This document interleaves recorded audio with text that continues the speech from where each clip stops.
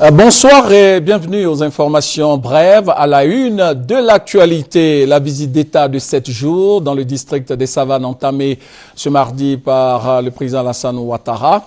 Arrivé ce matin à Korogo pour une semaine d'échange avec les populations du nord de la Côte d'Ivoire qui en profiteront pour rendre hommage au chef de l'État, mais aussi féliciter et soutenir le fils de la région dans ses ambitions pour la Côte d'Ivoire. La première dame qui accompagne son époux dans cette visite d'État dans le district des Savanes fera des gestes de générosité et de bienfaisance à l'endroit des populations les moins nantis, les défavorisés de la région du Nord. Les temps forts de cette première journée à Korogo vous seront proposés par nos envoyés spéciaux dans une édition spéciale au journal de 20h. Vous aurez des images du Conseil des ministres tenu à la préfecture de Korogo en présence du chef de l'État, le président Alassane Ouattara.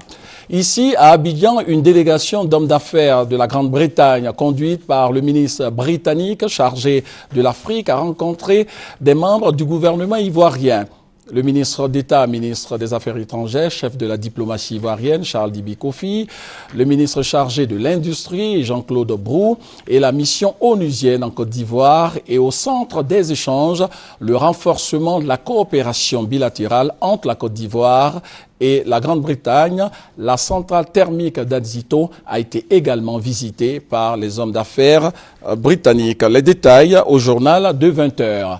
L'inspection générale d'État, avec l'appui du DGDI, le don de gouvernance et de développement institutionnel, renforce les capacités des inspecteurs d'État, les inspecteurs généraux et les contrôleurs budgétaires. La formation porte sur l'audit et la gestion des risques pour une bonne exécution des projets publics. Nous en parlerons dans les moindres détails au journal de 20h.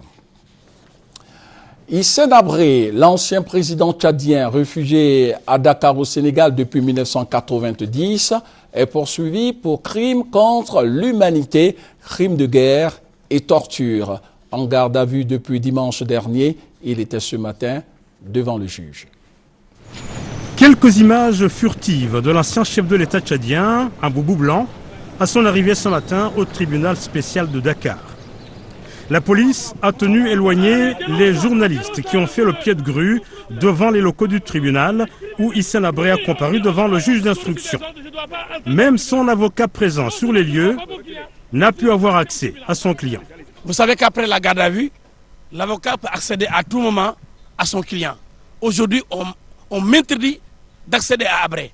C'est une violation encore de la procédure pénale. La comparution d'Hissène Habré devant le juge d'instruction avait été annoncée hier à Dakar par le procureur général. Selon lui, des indices graves contre l'ex-président ont confirmé sa responsabilité dans les crimes dont il est accusé. Il a donc demandé sa mise en détention préventive. Nous voulons éviter que ces anciens réseaux puissent être activés et nuire à la bonne marche de la procédure, mais aussi pour sa sécurité et pour une bonne sérénité de la procédure. La procédure en cours est en tout cas suivie à la loupe à Dakar. Certains estiment que le Sénégal devient ainsi le laboratoire de l'Afrique pour lui permettre de construire sa propre souveraineté judiciaire et d'arrêter enfin d'exporter ses élites vers la Cour pénale internationale de La Haye. Pour la première fois, un président africain sera jugé pour crimes de guerre, crimes contre l'humanité sur le sol africain. Donc il est possible, avec une souveraineté judiciaire, de pouvoir juger nos élites politiques et nos élites militaires ici sur place. Les poursuites qui s'engagent ne s'arrêteront pas seulement à l'ancien président Hissène Habré. Le procureur général Mbaké Fall a indiqué que 5 autres anciens tortionnaires présumés tchadiens sont également poursuivis. En Égypte, le départ d'Hosni Moubarak il y a un an n'a pas apporté la tranquillité politique et sociale dans ce pays. L'Égypte est encore dans la tourmente, la crise politique s'aggrave. Les manifestants de la place Tahrir ont donné 48 heures à l'actuel président Mohamed Morsi pour quitter le pouvoir. Le président Morsi a rejeté cet ultimatum soutenu par l'armée qui assure cependant qu'elle n'a pas l'intention de prendre les rênes du pouvoir. Affaire donc à suivre.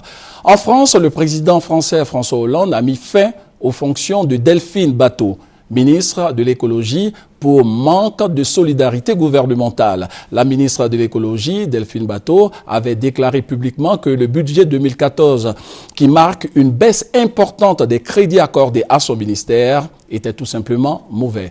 François Hollande a nommé Philippe Martin, député du Parti socialiste, comme nouveau ministre de l'écologie. En football, l'international ivoirien Yaya Touré a changé de club. Il a quitté Manchester City pour Liverpool. Le contrat qui le lie désormais à cette nouvelle équipe a été officiellement signé cet après-midi. Fin de ce flash, on se retrouve à 20h avec une édition spéciale consacrée à l'arrivée ce matin du chef de l'État, le président Alassane Ouattara, à Korogo pour une visite d'État de 7 jours.